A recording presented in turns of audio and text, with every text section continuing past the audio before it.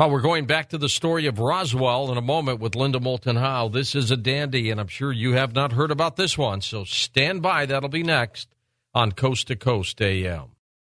And in the last hour of the program tonight, of course, we'll have conversations with Linda. Now, this report that has to do with Roswell, and Linda, I've never heard of this one before. How did you find this? Well, these people are finding me because of Earth Files and Coast and Dreamland, and they sit on knowledge for a long, long time. This man who came to me on this one had not really talked to anybody, and he said in his first email to me that he had decided that it was time that he try to tell me what he had learned from his father. And I received this email on December 1st, so I've only known about this the last 3 weeks. And it was from a man who is now 57 years old, and his name, he has given me permission to use his full name and his father's name. He wasn't sure in the beginning, and then on the record with the audio going, he said, yes, you can use my name and you can use my father's name, and his name is Patrick Amp, A-M-P, another initial L, Murphy. He served as an FB-111 Bomber Crew Chief, also known as an FB-111 Bomber Crew Chief and Inspector for the 509th Bomb Wing at Pease Air Force Base in New Hampshire after duty in Vietnam. Patrick worked with the 509th Bomb Wing from January of 73 to May of 75, and his father, Francis R. Murphy, born in Springfield, Massachusetts in 1905, had enlisted in the U.S. Army in 1940. During World War II, he was promoted to captain and was assigned to the 8th Army Air Corps with an intelligence unit on the front lines. The father worked in North Africa Desert Wars and then was in Naples, Italy until the war ended in 1945. Captain Murphy was wounded 4 times, received 4 Purple Hearts and a Bronze Star. From Italy, Captain Murphy was assigned to Roswell Army Airfield, New Mexico in late 1945 through 1947 to early 1948. Patrick Murphy, the son, emailed a phone number saying that he would like to talk with me about what his father told him concerning July 1947, when suddenly all was plunged into high secrecy and big shots, as he called them, came to the base, and his father, with a top-secret clearance, who normally handled shipping projects for the RAAF, was not allowed to even enter an off-limits hangar where, quote, body parts that were not human, close quote, were crated for shipment by planes to Wright Field near Dayton, Ohio. Here now is Patrick Murphy, former FB-111 Bomber Crew Chief and Inspector from the U.S. Air Force's 509th Bomb Wing at Pease Air Force Base, New Hampshire, whose father knew about non-human body parts in off-limits hangars at Roswell Army Airfield in July 1947. He had told me also they had sightings around New Mexico quite a few times before July UFO did crash. So he's working for the 509th Bomber Wing in Roswell, New Mexico, 46 to 47, and your father, working intelligence, is aware that people are reporting these strange disc and triangular-shaped craft in the skies around Roswell. Yes. He says 8 P-51s were stationed at Roswell that weren't there before. Within a week of the time of the flying saucer incident with Mr. Arnold in the Northwest, the P-51s were stationed there, and they were always armed. They weren't just there for training. And these planes were well-equipped for offensive, not just defensive capability. And that occurred after the Kenneth Arnold report, the 3rd week of June, 1947. And what then happened that your father told you firsthand at Roswell at the Army Airfield in July? In July, when the UFO supposedly crashed, the base was told not to leave. I believe he said it was the first 48 hours. People were told to be staying on the base There was no leaves. Everybody that was off base was told to come back to the base.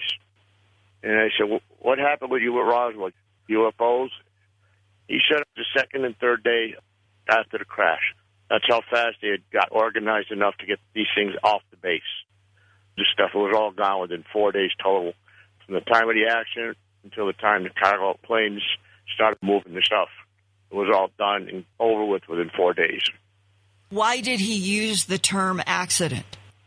Originally, they thought it was a plane crash, and that's just what he kept calling it, was an accident. He never called it a crash. He never called it a UFO. He just said it was an accident, and that was it. And he did remember seeing cargo planes coming in within 8 to 10 hours of the supposed crash. He also remembered ambulances right after the crash coming onto the base. 3 Army ambulances had come into the base. He doesn't know what was in them. He didn't know that until a few days later. He was talking to one of the security guards. And they were talking at a bar. He said, you wouldn't believe what was in those crates. Like what? He said there was strange-looking metal. He said there were things in there that he'd never seen as far as colors, shapes. He says the biggest piece was probably 4 by 5 feet. My dad, it was strange for him, for he'd never seen it before. My father, he says, what happened? Was it a plane crash? Who was hurt? Why are they coming here? And the security guy said all he saw was pieces of bodies. He never saw an entire body. He'd only had the glimpse of coming out of one ambulance and going into this hangar. And at that time, the hangar was totally closed, except for higher-ranking security officers, not the privates. They were stationed on the outside of the hangar. People with experience and higher rank were allowed into the hangar area. Did your father go in the hangar? He couldn't get in. Top secret clearance, and he couldn't get in. My father was very curious because he did have top secret clearance. And that's when the security officer had told him he had seen parts of bodies inside the hangar. They didn't look human. And the security guard said to your father, the bodies are not human. Exactly, yeah. And what he saw was not human, and it wasn't a complete body. And then 3 days later is when they started removing the crates that they were moving. My father was partly in charge of that, making sure they were loaded on the airplanes, going to Wright-Patterson. He believes the biggest box was 4 to 5 feet, and there was no manifest. Your father read the original report about non-humans and technology from someplace else? Yes, he read all that. And what did he say it said?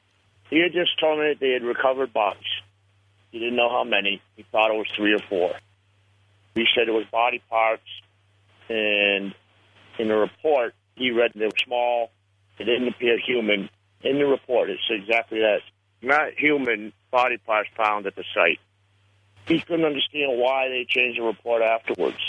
That was one thing that always confused him and made him start wondering what was going on.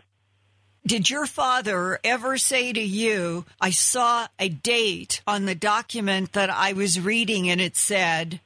He knew it was July before his birthday. He was born the 24th of July.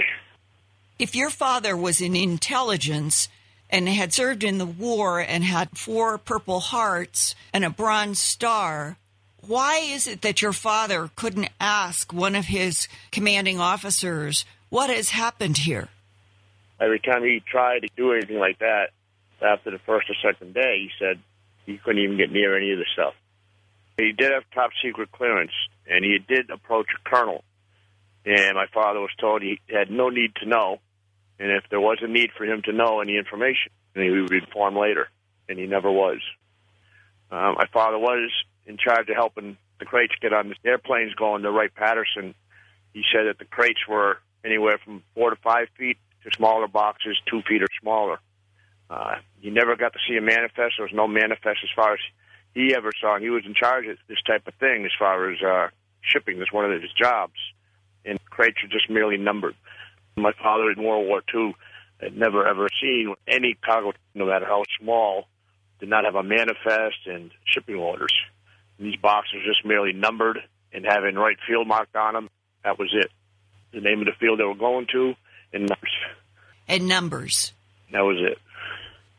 If there are 2 or 3 days of 3 cargo planes leaving Roswell Army Airfield, going to Wright Field in Ohio and back, transporting boxes and coming back to Roswell for more, they must have transported a tremendous debris field to Wright Field.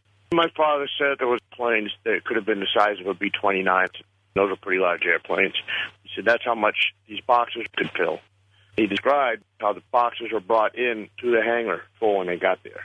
They were brought that way from wherever the cargo trucks were coming from.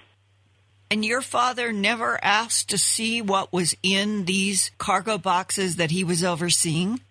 Colonel said again there was no need to know. And in those days, you did what you were told. And with his years of experience, that's how he was. He was military, and he knew the rules and what you say and don't say. Did your father ever see photographs or details about these non-human bodies that were taken into this hangar off limits at Roswell Army Airfield in July of 47?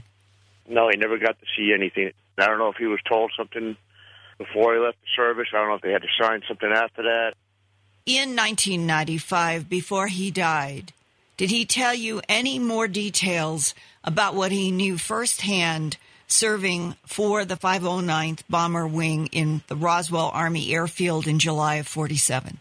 I was in the Air Force, and when I got back from Vietnam, I was stationed with the 509th at Pease Air Force Base in New Hampshire. That's about the only contact we had as far as really talking about the 509th itself, because I was in the 509th. We were watching a UFO show, and he told me flying saucers. That's what they were calling them at the base. What is your perspective today in December of 2011 about the entire UFO phenomena and the history of what circulated around the Roswell, New Mexico crashes, plural, of July 1947? I believe it was a UFO because my father would have said if it was a B-17 or a B-29, if it was a particular airplane that had crashed, he would have said something.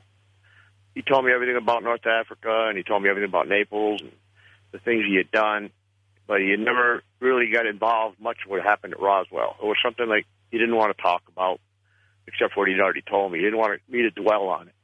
Well, it sounds like that the men and women who were at the Roswell Army Airfield in July of 1947 were warned and given the most strict orders to never talk about extraterrestrial biological entities crashing. But he did say it after that accident or crash that it was quite a while before big shots left the base. They were there for quite a while. He said 2 or 3 weeks. Who would have been the big shots? Generals and colonels and above to him. He was a captain, so anybody above him would be somebody with power. But he just said there were a lot of high officers. He called them big shot people that stayed on the base and stayed in town and then left. They never really talked to him. They never saw him doing anything out of the ordinary. But you just couldn't understand why they were on the base as long as they were. And they were there for 2 weeks? 2 to 3 weeks, yeah. In July of 1947? From July to August, yep. I believe him, Linda. Oh, absolutely. And George, who could some of those big shots be?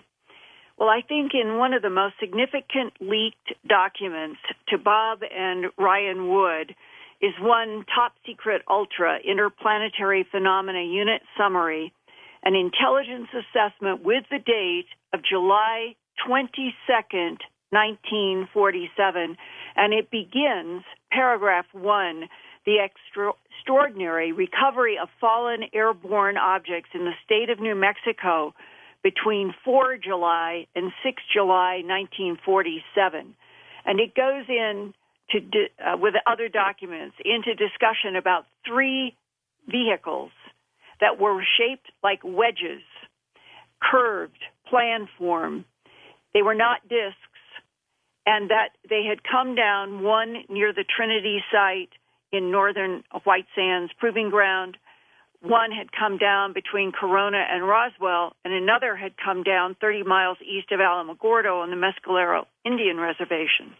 And in this interplanetary phenomenon unit report, I'm just quoting to give you a feeling of what that father, Captain Patrick Murphy's father, When he said big shots, he wasn't kidding. Here's the quote. Select scientists from the General Advisory Committee of the Atomic Energy Commission, most notably Dr. J. Robert Oppenheimer, was identified at Landing Zone 2, that was at the White Sands Trinity site, as well as other members. Among paperclip specialists identified at Landing Zone 2 were Dr. Werner von Braun, Dr. Ernst Steinhoff, and Dr. Hubertus Strughold. These were all very important people from 3 different fields. Because of the stringent security measures that were in place at all the crash sites, the team was not able to gain access to the several locations where wreckage and bodies are being held. CIC, which was a counterintelligence corps that preceded later on the CIA that came into being in September of 1947, CIC member of the team was able to learn that several bodies were taken to the hospital at Roswell Army Airfield, and others went to either Los Alamos, Wright Field in Ohio, Patterson Airfield in Ohio, and Randolph Field for security reasons. It is believed that this dispersion was on the orders of General Thomas Handy, 4th Army Headquarters. Remains of the power plant were taken to Alamogordo Army Airfield and Kirtland Army Airfield in Albuquerque. Structural debris and assorted parts were taken to AMC at Wright Field. Other remains were transported across the White Sands Proving Ground to the storage facilities of the Naval Research Lab there. All of this was accomplished by 17:30 hours Mountain Time of July 7th. That definitely reinforces what Patrick Murphy just told us, that everything was done within 4 days from his father's description. And then what happens on July 7th? Lieutenant General Nathan Twining arrived at Alamogordo Army Airfield for a secret meeting with Army Airfield Chief of Staff Spotts and to view recovered remains of the craft from Landing Zone 2. This is from the what would be White Sands at the Trinity site. On 8 July, Twining visited Kirtland Army Airfield to inspect parts recovered from the power plant. And on July 9th, Twining and a staff flew to White Sands Proving Ground to inspect pieces of craft being stored there. And on July 10th, made inspection of R&D facilities at Alamogordo and then returned to Wright Field, Ohio. So, George, here is a perfect description of details of names and events that would explain who the big shots were to Patrick Murphy's father, Captain Murphy, and why did they need 2 or 3 days of these big cargo planes going between Roswell and Wright Field. It's because they were transporting material from at least three crash sites, not just one. Linda, what's up next half hour? Another echo of everything that has happened in Roswell, a haunting place in which it appears to be cycles that persist of UFO phenomena in this place in southern New Mexico, in the Roswell region, that on the one hand is desert, and yet the reports that continue to come over the years of huge and strange craft is in this next report. It is truly haunting. All right, stay with us. Linda's website, of course, earthfiles.com, and you can email her at earthfiles@earthfiles.com. We'll come back with her final story in the next hour. It'll be Conversations with Linda right here on Coast to Coast AM. Okay, next hour we'll take your questions and phone calls with Linda. That's how we get our great information. And when we come back, there's more of her stories on Coast to Coast AM. And welcome back to Coast. George Norrie with you, along with reporter and investigator Linda Moulton Howe. Linda, by the way, you and I will be at Conscious Life in February. That's right. I'm looking forward to it. I'll see you there, I hope. Oh, absolutely. I will be. I'm heading up a panel there. So good. Let's spend some time together. Yeah. Okay. What's our next one? Go ahead. Well, we were in 47, and now we're going to jump to October 1, 2006 in Roswell, but in an eerie way, it's all part of the same decades-long story. There's a man named Patrick Colligan. He was born 53 years ago in Buffalo, New York. He graduated from Orchard Park High School in January of 1976 and then enlisted in the U.S. Air Force. Eventually, in 1977, Patrick Colligan graduated from the Nuclear Weapons Specialist School at Lowry Air Force Base in Denver, Colorado. He had assignments from July 1977 to July 1980 at RAF Bentwaters Woodbridge in England, and then back to the United States at the SAC base stationed in Rome, New York, at Griffiths Air Force Base until January of 1981. And finally, after honorable discharge from the U.S. Air Force, he earned a degree in 1985 in exotic animal training and management. And Pat Colligan first worked as a professional wild animal trainer for movies and television in Los Angeles, and then he moved on to the San Diego Wild Animal Park until 1998. And then he and his wife decided that they wanted to move to less population. And on March 4th, 2002, this man with military background and working with wild animals clearly has a lot of courage. He got hired as a corrections officer for the Roswell Correctional Center. It's a New Mexico State prison. It's also known here as RCC. And it's about 20 to 25 miles south of downtown Roswell. And there's a very interesting point here. When you do history about Walker Field and the World War II environment in Roswell, you learn that they made half a dozen or so what they called auxiliary airfields. Mm-hmm. And they did them in various places away from downtown Roswell. And these were, the one I'm going to be talking about had paved runways, and there are underground tunnels under to this day under where they made these auxiliary airfields. And the one about 20 to 25 miles south of downtown Roswell is what was converted into the Roswell Correction Center. And so this prison is on the same ground, in the same place that all these underground tunnels and all these auxiliary airports were made during World War II as backups and protections and probably hiding highly classified materials. And on October 1st, 2006, only 5 years ago, Pat Colligan was on the night shift. Around 11 p.m., a car arrived at the front gate with some Spanish parents and a son who was driving at the time. The family had come to pick up another son who was being paroled at midnight.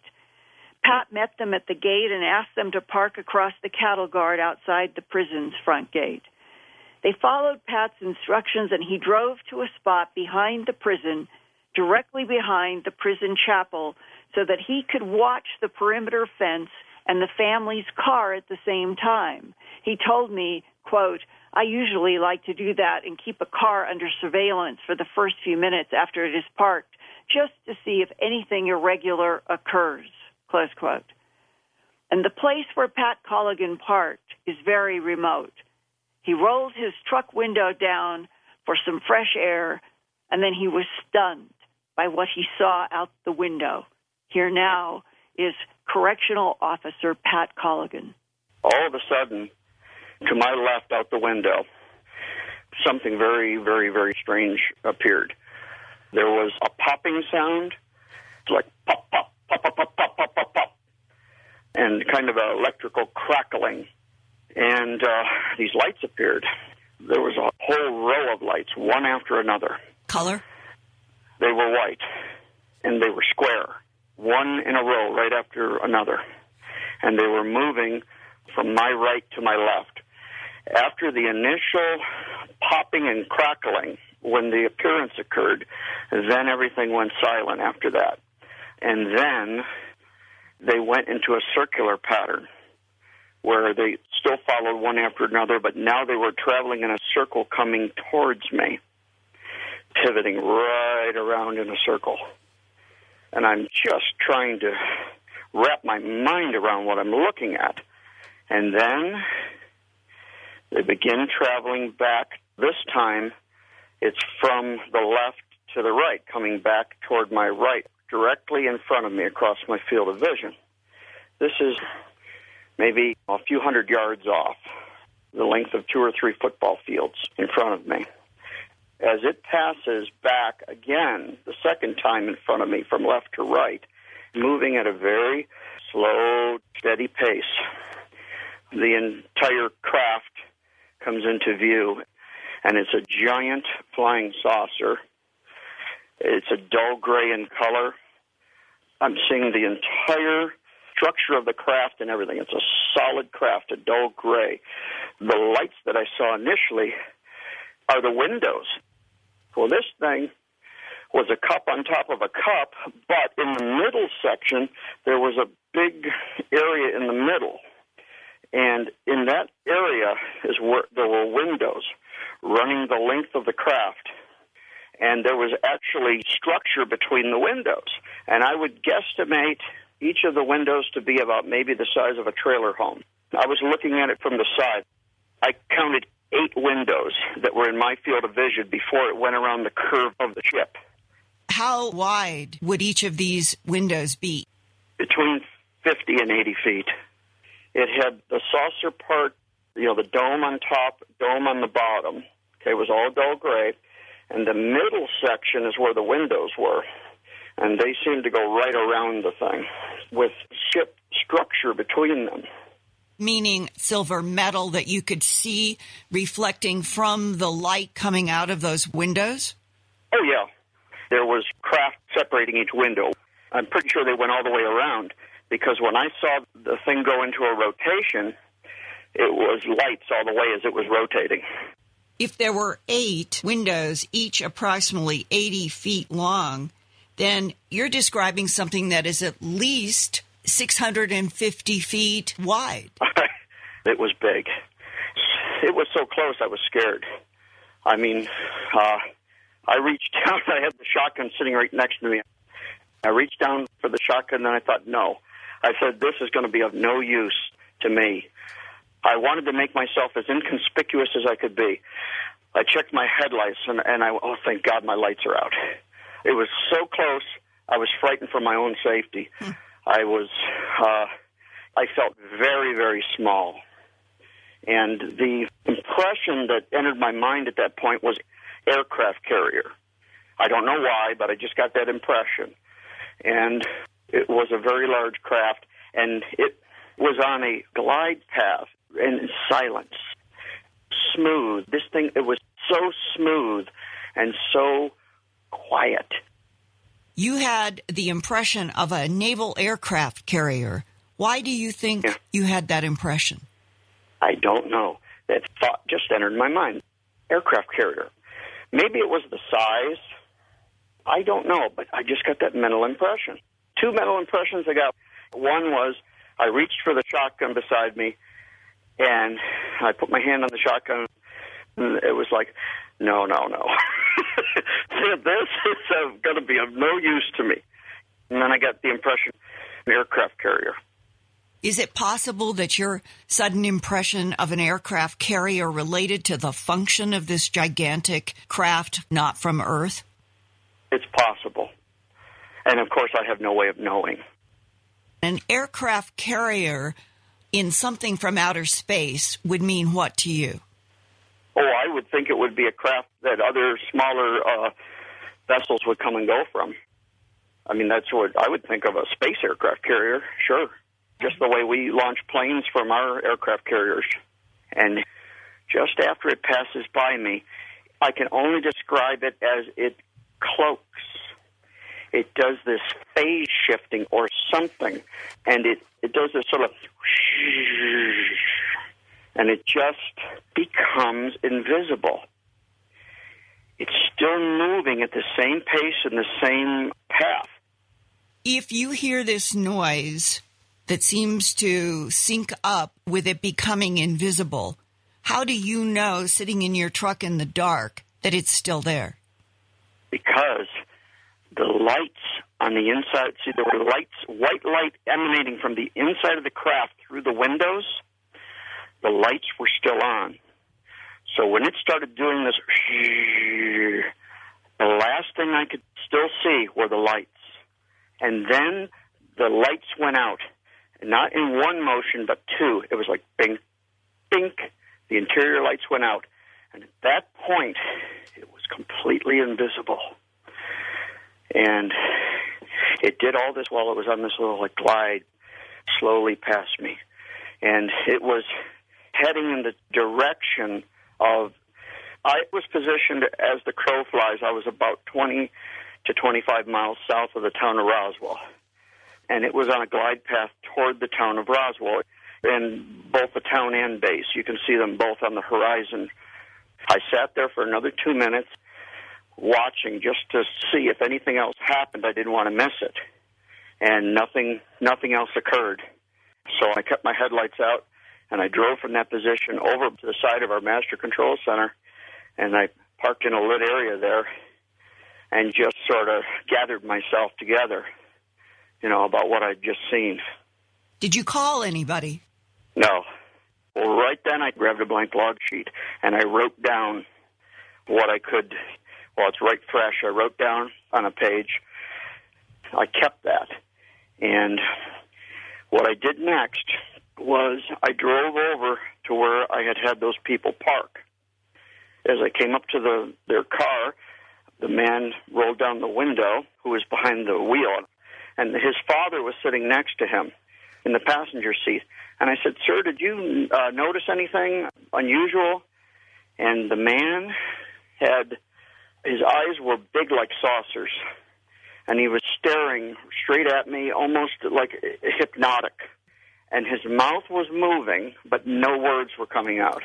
And the woman in the back seat, who was this man's wife, she leaned over the back seat, and then she said, "Oh, yes, I saw the giant saucer. It flew right through there." And she pointed to the prison chapel, and she said, "Then it crashed right into that building."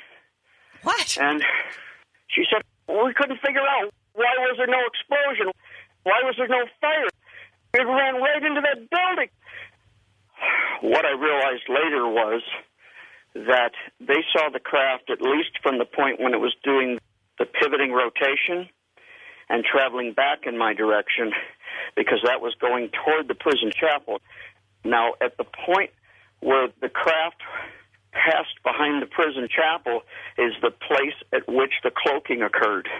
So they saw it fly in, from their perspective, fly into the chapel. It was actually flying behind the chapel, never came out the other side. And they just could not wrap their minds around what they saw. Why was there no explosion? Why was there no fire? I knew that they had seen it too. And the sighting occurred at 11:15 p.m. on October the 1st, 2006. Did you ever call any airport authority, police, fire, or anyone? No. Because? Oh, God. I mean, I didn't want attention, especially negative attention from this thing. That is eerie, isn't it, George? It sure is, Linda. And especially when you raise this question, why is Roswell, New Mexico, the focus of what appears to be other intelligences from someplace else? Why do they focus on Roswell? We know that we did test the first atomic bomb at the Trinity site at White Sands Proving Ground in July of 1945, and that was a month or so, I guess, before we dropped 2 over Japan in August of 1945. And one military source back in 1990 told me that the UFO phenomena involves tears or holes in the electromagnetic fields of Earth, and that they can be provoked from the outside by intelligences, or there can be natural collapses in the Earth's magnetic field. And what I've often wondered, and that man and I talked about this, could the atomic test at White Sands in July of 1945 have torn open something in the electromagnetic fields of Earth that we didn't understand then, might still not fully understand now, and that this either sent out a signal or allowed the opening for, let's say, monitors, probes to come and find out what was happening on this planet that could tear open electromagnetic fields, perhaps not just in this, we'll call this three-dimensional matter world, but maybe into other dimensions, as people in the human abduction syndrome have said over and over for years, that we do not understand that atomic bombs tear open some kind of fabric in other dimensions. Well, it was, to me, one of the more fascinating parts of discussion with Army Lieutenant Colonel Philip Corso before he died back in 1998. He had released the book the day after Roswell in July of 1997 on the 50th anniversary of the crashes. And he sat and talked to me for some time about his knowledge that our government had studied 9 geographic areas around this planet where the magnetic fields were thought to naturally collapse periodically on some kind of natural, either a cycle or conditions would build up and the magnetic fields would collapse for a period, and that might make it possible for other life forms to enter here, meaning that in the period of the 40s, the 50s, the 60s, that our government was clearly focused on trying to understand how the propulsion systems worked, how these life forms seemed to move point to point, how they used magnetic fields and the collapse of magnetic fields, and that today, in 2011, we have just heard a correctional officer down in Roswell who had an experience in 2006 that is eerie in its cloakingness, as if something is coming back on a constant monitoring path, a monitoring cycle, and cloaks itself as it moves off toward Roswell to do what? ? And Pat Colligan said, this is not the first sighting that he has had. He knows of other people, as if there is some kind of persistent phenomena. And since this is Christmas time and we're moving into the new year that has that number 2012 on it, I thought that I would close out this whole section on a question of, we're dealing with other intelligences. What is their nature?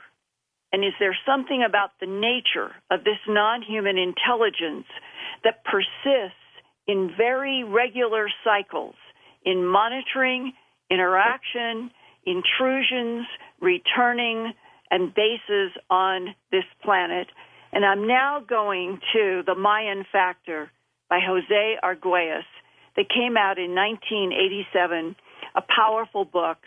And in it, he said, like the Buddhist and Hindu cosmologies, the Mayan describe a universe of infinite cycles of time and being. If anything, the Mayan is even more precise in its computation of these cycles. And this... Well, something's going on, Linda. No doubt about that. We'll be right back.